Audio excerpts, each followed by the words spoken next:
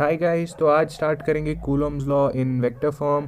तो हमने आज तक स्केलर फॉर्म में कूलम्स लॉ देखा है, जिसकी वैल्यू हमने देखी थी कि के Q1 Q2 bye are square होता है, जो स्केलर फॉर्म का होता है कूलम्स लॉ। लेकिन आज जिस चीज़ की हम बात करने वाले हैं वो है कूलम्स लॉ, लेकिन कौन सा वाला, वेक्टोरियली जो रिप्रेजेंट होगा, जिसकी एक पर्टिकुलर डायरेक्शन होगी, राइट। तो स्टार्ट करेंगे। सबसे पहले हमें पता है कि हमें एक डायग्राम चाहिए, तो डायग्राम के लिए दो चार्जेस ले लेते हैं। ये पहला चार्ज, ये दूसरा चार्ज। ओके, थोड़ा सा दूर बना देते हैं ताकि फिर इजी रहे। तो ये रहा हमारा चार्ज एक और ये रहा हमारा चार्ज दो, राइट। तो ये रही इन दोनों के बीच की डिस्टेंस। इस वाले को बोलिए आप Q1 बोल दीजिए और इस वाले को आप Q2 बोल दीजिए, ठीक है। तो अब हमारे पास इन दोनों के बीच की डिस्टेंस होगी, तो इन दोनों के बीच की डिस्टेंस को आप R बोल दीजिए, राइट। तो अब एक और चीज़ हमें मिलेंगी, दो फोर्सेस हमें मिलेंगे। एक फोर्स यहाँ से होगा, एक फोर्स यहाँ से होगा। तो जो ये वाला फोर्स होगा, ये एरो जो है, तो जो ये वाला फोर्स होगा वो होगा वो होगा फोर्स, और ये वाला भी होगा फोर्स। तो ये वाला फोर्स जो हमारे पास होगा वो होगा फोर्स ऑन सेकंड चार्ज, ठीक है। लेकिन किस वाले चार्ज की वजह से? पहले वाले चार्ज की वजह से, ठीक है। और फोर्स वेक्टर क्वांटिटी है, तो ये रहा इसका वेक्टर सिंबल। इस साइड वाले की बात करें तो ये भी फोर्स होगा, लेकिन कौन सा वाला फोर्स होगा, ये यहाँ पे लिख देते हैं हम। फोर्स होगा किस पे होगा? फर्स्ट चार्ज पे। किसकी वजह से? सेकंड चार्ज की वजह से, ठीक है। और ये रहा इसका वेक्टर साइन, और ठीक है। तो आगे बढ़ते हैं। इसके बाद हमें क्या पता है, हमें दो और डायरेक्शंस दी गई हैं। तो वेक्टर फॉर्म है तो थोड़ा सा डिफिकल्ट तो होगा गाइस। तो यहाँ पे एक डायरेक्शन इस तरह से दी हुई है और यहाँ पे भी एक डायरेक्शन इस तरह से दी हुई है, ठीक है। तो ये रही हमारी दो डायरेक्शंस। अब इनका वैल्यू किस तरह से होगा? तो ये वाला जो वैल्यू होगा लेफ्ट साइड वाला, इसका वैल्यू हमारे पास एक यूनिट वेक्टर होगा। डायरेक्शन हमेशा यूनिट वेक्टर में लिखी जाती है। यूनिट वेक्टर हमारा होता है, कोई भी, जैसे ए की बात करें, ए अगर एक वेक्टर है, उसका यूनिट वेक्टर ए कैप होता है, ओके। इस तरह से कैप लिखी जाती है एक हाफ पिरामिड बना के। तो इसी तरह से यहाँ पे हमारी जो डिस्टेंस है वो आर है, तो हम आर का यूनिट वेक्टर लेंगे। तो आर का यूनिट वेक्टर किसके इक्वल होना चाहिए? तो यूनिट वेक्टर किसी भी चीज़ का अगर हम देखें तो वो इक्वल होता है वेक्टर उस चीज़ का डिवाइडेड बाय उसी चीज़ के मॉड के, ओके। मतलब कि उसका वेक्टर डिवाइडेड बाय उसका कितना मैग्नीट्यूड है, जिसको हम मॉड बोलते हैं। तो सेम केस अगर हम आर वेक्टर की बात करें तो आर वेक्टर, लेकिन ये किस साइड वाला आर वेक्टर है? ये डायरेक्शन है। तो डायरेक्शन ये कहाँ से और कहाँ कहाँ से आ रही है और कहाँ जा रही है?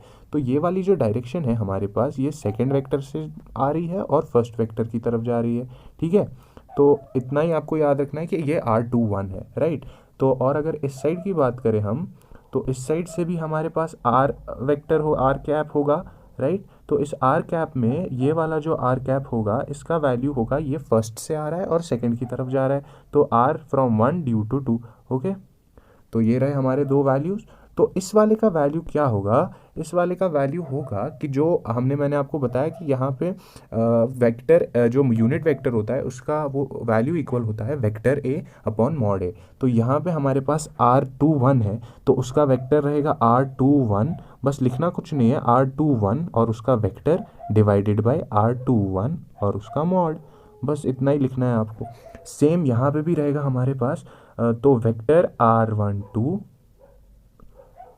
Divided by mod R12, right. तो ये आ गए हमारे पास दो वैल्यूज़। तो अब सीधा सीधा चलते हैं अपने डेरिवेशन की तरफ। एक और चीज़ बता देता हूँ, जो हमारे पास ये R21 का मॉड है और R12 का मॉड है, ये बता रहा है हमें कि ये जो डिस्टेंस है ये इसका वैल्यू क्या है। डायरेक्शन को छोड़ के अगर सिर्फ वैल्यू देखें हम, तो वो आर ही है ना। आर को अगर हम सिर्फ एज उसका वैल्यू देखें, मतलब आपको मैं बोलता हूँ कि एक डिस्टेंस मैं आपको दे रहा हूँ, आपको मैं बता रहा हूँ ओरिजिन से 5 सेंटीमीटर। आपको पता नहीं है कि वो, अब आप बोलेंगे सर ओरिजिन से किस side 5 centimetre, left side, right side, ऊपर, नीचे, कहाँ से? कार्टेशियन प्लेन इमेजिन कीजिए। अगर आपके पास ऐसे कार्टेशियन प्लेन है, ये ओरिजिन है आपका, तो मैं आपको बोलूँगा 5 मतलब आपको 5 सेंटीमीटर आपको कहीं से इस पे रखने हैं। तो आप बोलेंगे कि मतलब राइट साइड से रखें, लेफ्ट से रखें, नीचे, ऊपर, कहाँ से रखें? तो फिर उसमें डायरेक्शन का रोल आता है। तो मैं आपको बताऊँगा 5 centimetres in the first plane. तो आप ऐसे 5 सेंटीमीटर्स बनाएंगे, राइट। अब अगर हम इसमें से राइट साइड हटा दें तो आपको सिर्फ 5 सेंटीमीटर्स मिलेगा ना, कि आपको वैल्यू पता होगी कि हाँ मेरे पास 5 सेंटीमीटर है। तो अगर हम डायरेक्शन हटा दें किसी चीज़ से, सिर्फ उसका मैग्नीट्यूड लें, तो हमें आर मिलेगा ना, यानी कि कितना वैल्यू है, मतलब कितनी डिस्टेंस है यहाँ से लेके यहाँ तक, तो यही हमें आर बता रहा है। सेम यहाँ पे भी आर होगा, तो R12 का मॉड आर के इक्वल है, बस आपको ये बताना था। ओके, तो आगे चलते हैं अब हमारी डेरिवेशन की तरफ। तो सबसे पहले हम फोर्स कैलकुलेट करेंगे, और ये वाला तो उसी से कूलम्स लॉ प्रूव हो जाना है, ठीक है। तो force on first due to the second one, तो ये कैलकुलेट करना है। तो आपको पता है बेसिक फोर्स की फॉर्मूला क्या है, Q1 Q2 upon R square, ठीक है, यही है कूलम्स लॉ। और अब वेक्टोरियली रिप्रेजेंट करना है तो डायरेक्शन भी चाहिए हमें, ठीक है। तो डायरेक्शन के लिए मैंने आपको बताया कि हम कोई भी वेक्टर लेते हैं और उसका यूनिट वेक्टर लिया जाता है, ठीक है। तो आर हमें पता है कि डायरेक्शन है, तो लिख दो यहाँ पे, और ऊपर से कैप डाल दो, बन गया मॉड। लेकिन अब डायरेक्शन पूछ रहा है ना, तो डायरेक्शन क्या है, ये रही हमारी डायरेक्शन, यानी कि R21, ये यहाँ पे। तो क्योंकि आर जो है वो आर का यूनिट वेक्टर जो है वो 2 से 1 तक आ रहा है, इस साइड वाला, ठीक है। तो इस साइड वाला हमारे पास ये है, यानी कि Q1 की तरफ जो यूनिट वेक्टर है वो R21 है, राइट। तो ये आपको पहला चीज़ जो है वो यहाँ पे याद रखना है। इसके बाद नेक्स्ट स्टेप में हम आगे चलते हैं। तो हमें पता है कि F12, पहले आप सारा लिख दीजिए जो आपने अभी तक लिखा है। तो F12 इक्वल होता है KQ1 Q2 आर स्क्वायर, और अब जो ये है यहाँ पे R21 का यूनिट वेक्टर, मैंने आपको बताया कि R21 इक्वल होता है वेक्टर ए अपॉन मॉड ए, तो यहाँ पे इसका वेक्टर डिवाइडेड बाय उसका मॉड लिख देते हैं। तो R21 का वेक्टर डिवाइडेड बाय उसका मॉड। ओके, तो इतना आ गया आपको समझ में। तो इसके बाद आगे बढ़ते हैं। नेक्स्ट स्टेप जो हमारा होगा वो होगा F12, फिर से यही लिख दीजिए आप, F12 का vector equals to KQ1 Q2 upon R square, KQ1 Q2, लेकिन आर स्क्वायर की जगह आप यहाँ पे R21 जो, एक मिनट, थोड़ा सा डिफरेंशिएट करने के लिए R21 का मॉड लिख दीजिए और इसको क्यूब चढ़ा दीजिए इसके ऊपर, ठीक है। अब आप बताएंगे ये कैसे हुआ। तो R जो मैंने आपको बताया था, R किसके इक्वल मैंने आपको डायग्राम में बताया था, R मैंने बताया था कि ये रहा, R मैंने बताया था मॉड ऑफ R21 के इक्वल। तो इस बारे में अगर हम यहाँ पे R को सब्सटीट्यूट करें तो उसकी वैल्यू भी मॉड ऑफ R21 आनी है ना, तो बस वही लिख दिया है। तो ये एक है और इसका स्क्वायर था, तो स्क्वायर और एक को जब हम मतलब स्क्वायर के साथ एक और जोड़ते तो वो क्यूब बन जाता है, ठीक है ना। तो उसके बाद आपके पास ऊपर R21 वेक्टर बचा ये वाला, तो R21 यहाँ पे अलग से वेक्टर बचा है, ठीक है। अब आगे चलते हैं। तो सिमिलरली आप प्रूव कर सकते हैं F21 के लिए भी। सिमिलरली अब F21 की बारी है। F21 तो सेम प्रोसेस होगा, KQ1 Q2 upon R square, लेकिन R जो हमारा यूनिट वेक्टर होगा वो इस बार R21 नहीं R12 होगा, ठीक है। तो 1 से लेकर 2 तक आ रहा है ना वो, उसका डायरेक्शन जो सेकंड वाले पे है, ये देखिए जो सेकंड वाले पे है उसका यहाँ पे देखिए आप R12 है, राइट। तो वही मैंने यहाँ पे लिखा है, कुछ एक्स्ट्रा नहीं लिखा है। तो नेक्स्ट स्टेप में भी वही होगा, थोड़ा सा थिक कर देते हैं इसको ताकि विजिबिलिटी क्लियर रहे।